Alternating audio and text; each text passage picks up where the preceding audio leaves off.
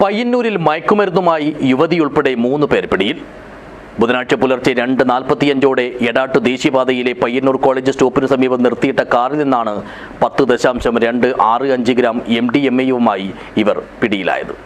This news sponsored by Boby Chemmanur international jewellers.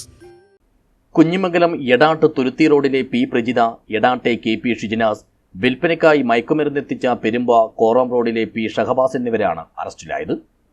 പുലർച്ചെ റോഡരികിൽ സംശയാസ്പദമായ സാഹചര്യത്തിൽ കണ്ട വാഹനത്തിൽ അസ്വാഭാവികമായ രീതിയിൽ 3 പേരെ കണ്ടതോടെയാണ് പോലീസ് വാഹനം പരിശോധിച്ചത്. പ്ലാസ്റ്റിക് കവറിൽ പൊതിഞ്ഞു സൂക്ഷിച്ച നിലയിലായിരുന്നു 10.265 ഗ്രാം വരുന്ന MDMA.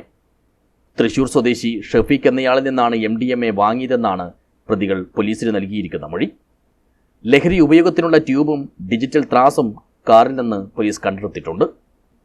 Payyanur DYSP K Vinod കുമാറിൻ്റെയും ഇൻസ്പെക്ടർ KP ശ്രീഹരിയുടെയും നേതൃത്വത്തിൽ SI-മാരായ P യദുകൃഷ്ണൻ, K ഹേമന്ത് കുമാർ എന്നിവരടങ്ങിയ പോലീസ് സംഘമാണ് പ്രതികളെ പിടികൂടിയത്. News bureau, Cheruvathur.